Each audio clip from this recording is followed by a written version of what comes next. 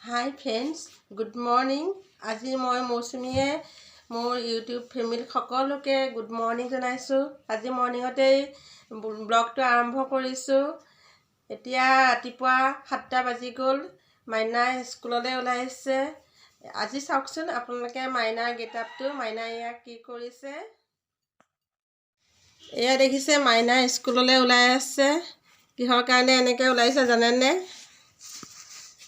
এয়া মই খোপাটো ঠিক কৰি দিছোঁ তাই। মাইনা ৰেডি হৈছে স্কুলৰ কাৰণে। চাওকচোন সন্মুখত চাই দিয়া এইপিনে, চোৱা এইপিনে জলদি।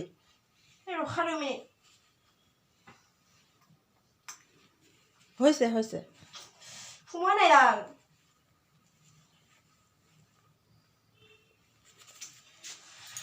মই সোমাব নোৱাৰোঁ দেই, নহ'লে চালত লাগি যাব আকৌ। এয়া তাই স্কুলৰ কাৰণে ৰেডি হৈছে। চাওকচোন তাইক কেনেকুৱা লাগিছে। আজি বাৰু ফাইনেল হেৰি নহয়, ডান্সৰ তাইৰ প্ৰগ্ৰেম আছে পেৰেণ্টছ ডে'ৰ কাৰণে স্কুলত। মানে কনভেণ্ট স্কুলত পঢ়ে, চেণ্ট জোচেফ কনভেণ্ট হাই ছেকেণ্ডেৰীত। আৰু সিহঁতৰ পেৰেণ্টছ ডে' আছে। সেইকাৰণে আজি কি আছিলে ড্ৰেছ কৰি পেলাই হেৰি হ'ব ন, ড্ৰেছ ৰিহাৰ্চেল আছে। সকলোৱে আপোনালোকে আশীৰ্বাদ কৰিব, তাই ধুনীয়াকৈ যাতে পাৰফৰ্মেঞ্চ কৰিব পাৰে। এয়া ৰাতিপুৱা আজি এয়া ইহঁতৰ এইটো ডান্সৰ কাৰণে ড্ৰেছ এইটো হেৰি কৰিছে, ঠিক কৰিছে। কৈ দিয়া কিবা অকণ। গুড মৰ্ণিং দিয়া। Good morning. আৰু একো নাই। আৰু একো নাই। ধুনীয়া লাগিছে নাই সোধা নাই? সোধা আকৌ ভাল হৈছে নাই? সদায় হা সদায় মোৰ ধুনীয়াই লাগে। সদায় ধুনীয়াই লাগে তুমি। সদায় ধুনীয়া। এই ড্ৰেছটো কোনে চিলেক্ট কৰিছে তোমাৰ? মই কৰিছোঁ। ডান্সৰ এইটো ড্ৰেছ চিলেক্ট তাইয়ে কৰিছে। আৰু কৰিঅ'গ্ৰাফাৰ কোন? তুমি? সেইদিনাখন কৰিব লাগিব ভিডিঅ' কেনেকৈ তাই পাৰফৰ্মেঞ্চ কৰে আপোনালোকে চাব পাব বাৰু। ঠিক আছে, এতিয়া তাইক মই ভাত খুৱাই দিম স্কুল যাবৰ কাৰণে। মোৰ ডিউটি আৰু এয়া চুলি বাৰু তাই নিজে বান্ধিছে দেই, মই আকৌ বন্ধা নাইকিয়া। ড্ৰেছ তাই নিজে পিন্ধিছে। এখন থৈ দিয়া, মোৰ বেগত থোৱা। মই থৈ দিওঁ, তোমালোকে হেৰাবা। এভৰিৱান, চ' মই ৰেডি হৈ গ'লোঁ আৰু মই এতিয়া যাবলৈ ওলাইছোঁ স্কুললৈ। যিহেতু আজি মোৰ ষ্টেজ ৰিহাৰ্চেল আছে, মানে লাষ্ট ড্ৰেছ ৰিহাৰ্চেল। চ' মই যাওঁগৈ আৰু লোৱা। তই ভালকৈ হেৰি কৰিবা হা। Bye bye bye bye. এয়া মাইনা স্কুললৈ গ'ল। এতিয়া মই মোৰ ৰাতিপুৱা যিবিলাক ঘৰৰ কাম সেইখিনি কৰিব লাগিব। হাই ফ্ৰেণ্ডছ, এতিয়া মাইনা স্কুললৈ গ'ল আৰু মোৰো ঘৰৰ কামখিনি হ'ল। আজি মই এটা কাম কৰিছিলোঁ চবত থাকি মানে এলাহ লগা কাম সেইটো। কাৰণ মানে চুলি ৰং কৰিব, হেয়াৰ কালাৰ কৰাটো মই একে বহুত টান পাওঁ। কেইবাবাৰো এনেকৈ চেম্পু কৰি থৈ দিওঁ হেয়াৰ কালাৰ কৰিম বুলি, কিন্তু মোৰ বহুত এলাহ লাগে। কিন্তু আজি মানে এলাহ লাগিলেও কৰিলোঁ আৰু বহুত দিন হ'ল কৰা নাছিলোঁ। আৰু মই মই একদম ব্লেক কালাৰটো বেয়া পাওঁ, সেইকাৰণে গাৰ্নিয়াৰ বাৰ্গাণ্ডি কালাৰটো কৰোঁ। আৰু এতিয়া আজৰি হ'লোঁ, ব্ৰেকফাষ্টটো কৰা হৈ গ'ল। এতিয়া আমি কিটচেনলৈ যাব লাগিব, কাৰণ স্কুলীয়া অহালৈ সকলোখিনি ৰান্ধি বাঢ়ি মানে শেষ কৰিব লাগিব। সেইকাৰণে আজি কিটচেনত মানে কি বনাওঁ সেইটো আপোনালোকে চাব, আপোনালোকৰ লগত শ্বেয়াৰ কৰিম।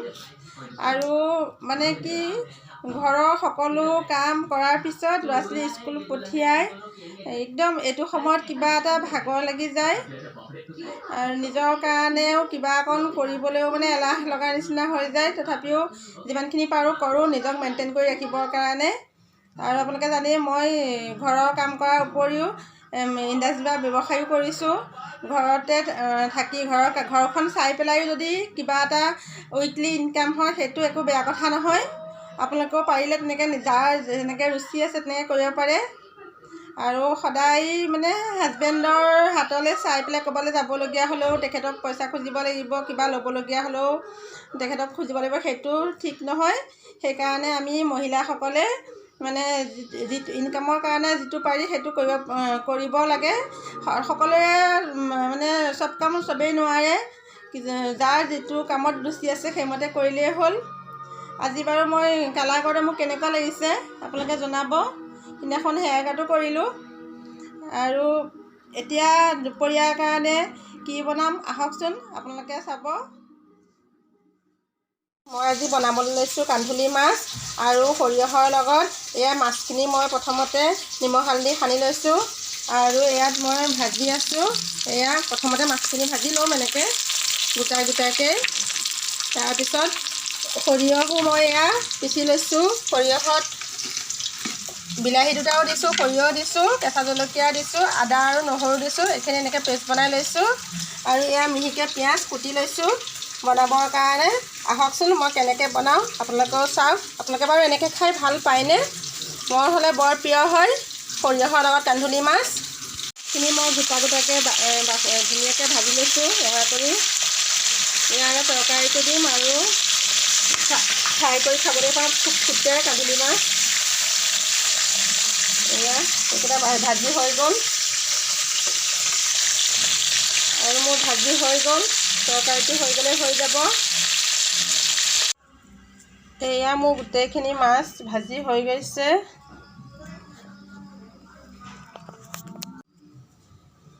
এয়া গোটেইখিনি মাছ মোৰ ভাজি হৈ গৈছে। এতিয়া সেইখিনি একেখিনি মাছ ভজা তেলখিনিতে দুটা পকা জলকীয়া দিম।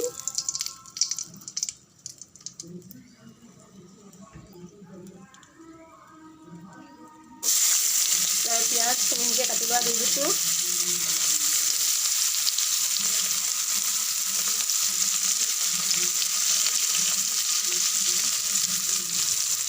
তৰকাৰীটো অকণ ডাঠ হ'বৰ কাৰণে মই অকণমান আলু সিজাই লৈছোঁ। এয়া আলুখিনি সিজাই এনেকৈ ভাঙি লৈছোঁ।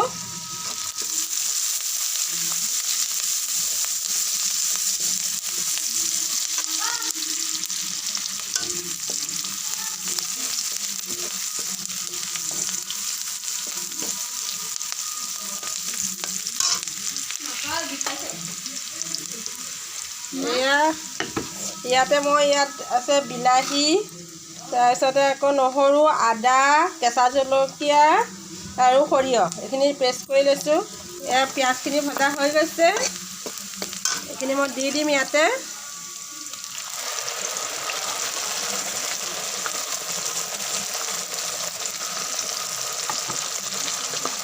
এয়া এইখিনি ভাজি ল'ম ভালকৈ ধুনীয়াকৈ আৰু ইয়াতে নিমখ আৰু হালধি দি দিম। সৰিয়হ বিলাহী পেষ্টখিনি ভালকৈ ধুনীয়াকৈ ভাজ খাই গৈছে। সেইখিনি তেল ওলাই আহিছে।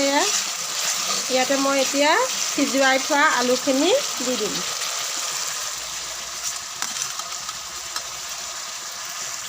আলুখিনি দি দিলোঁ, লৰাই আছোঁ। আলু বইল কৰা পানী আছে গৰম পানী, সেইখিনিকে মই ইয়াত বইল কৰিবৰ কাৰণে দি দিম।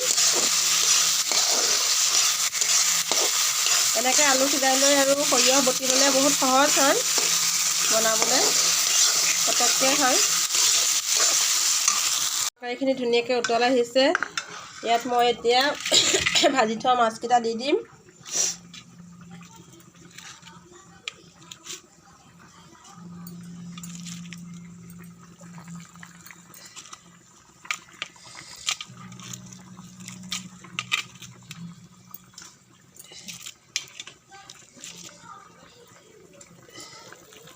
ইয়াত মাছ দি দিলোঁ মই।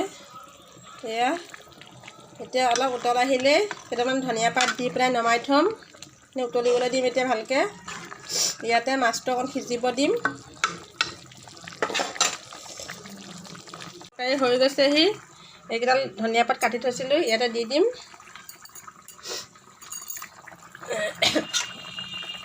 আহক আপোনালোকেও এয়া কান্ধুলি মাছৰ সৰিয়হ বিলাহী দি বনোৱা মাছৰ জোল গ্ৰহণ কৰক। এনেকৈ এয়া ধুনীয়া হৈছে, গোন্ধ ভাল আহিছে, কালাৰ ভাল আহিছে। এনেকৈ সহজতে বনাই খাব পাৰে কান্ধুলি মাছৰ তৰকাৰী।